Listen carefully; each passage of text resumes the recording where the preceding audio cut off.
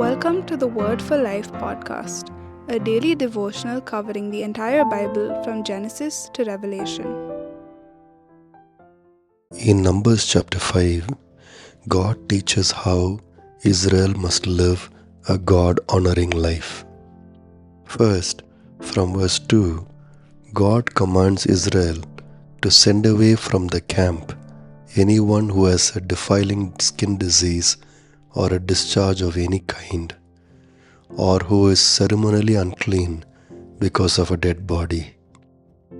You see, in our study of Leviticus 13 and 15, we saw how God gave regulations about this.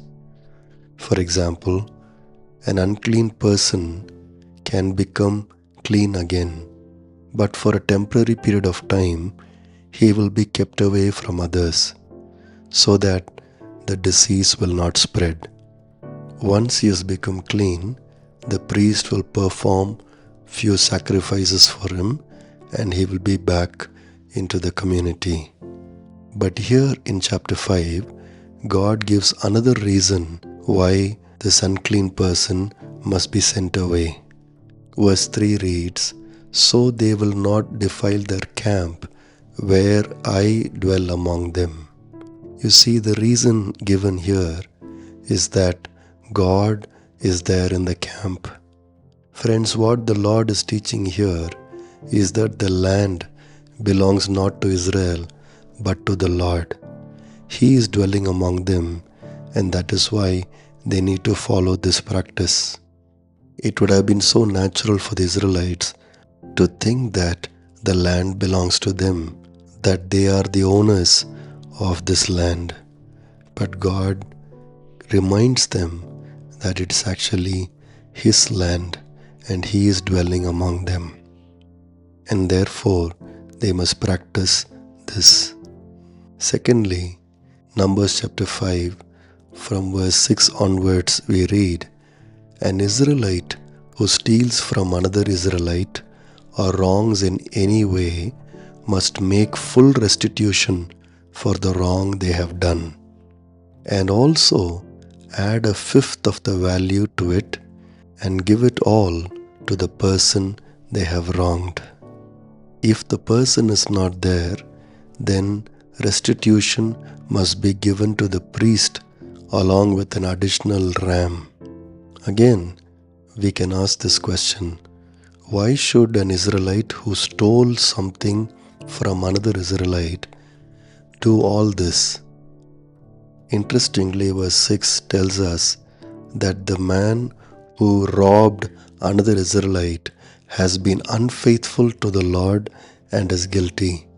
Did you notice that God did not say that the thief was unfaithful to the person who was robbed, but actually unfaithful to the Lord?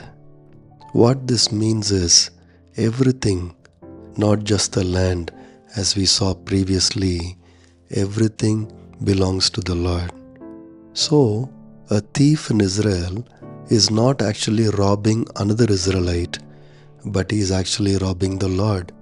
He is taking the things of the Lord. That is why God here decides how much he must give back. Again, you see, other nations would think that a thief stole from another person, but Israelites must think that everything in Israel belongs to the Lord. Even the things the person who was robbed had was actually the Lord's. Thirdly, in Numbers chapter 5, from verse 12 onwards, we see that an Israelite wife also belongs to the Lord. Here, the Lord describes a situation. If a husband suspects that his wife has been unfaithful to him, he must not take action against her by himself or divorce her. In fact, he must bring her to the Lord's temple. There, a priest will make her swear by an oath and make her drink bitter water. If she had committed wrong, the Lord will expose her. If not, the Lord will prove her innocence. Friends, Women in those days were the most vulnerable people. Even today, in most cultures, that is true. For example, anyone can throw an accusation against a woman and call her a loose woman. But the Lord taught Israelites that wives, though married to a husband, is not his property. He cannot do as he wishes with her. He must bring her to the Lord, and the Lord will decide. If truly the wife has been unfaithful, she will be cursed by the Lord. It is the Lord who will bring his punishment on her. Again, this tells us that both husband and wife truly belong to the Lord. So, in conclusion, we can ask this question: what in Israel does not belong to the Lord? The answer is nothing. Everything in Israel belongs to the Lord. Friends, even today, believers see the world through this lens. Everything belongs to the Lord. Their present and eternal bodies, their minds, their spirits, the land they live in, the houses they live in, their friends, their families, their children, their money, their jobs, their very breath belongs to the Lord. And that is why believers today live a God-honoring life. Thanks for listening. We'll see you tomorrow for the next episode of the Word for Life podcast.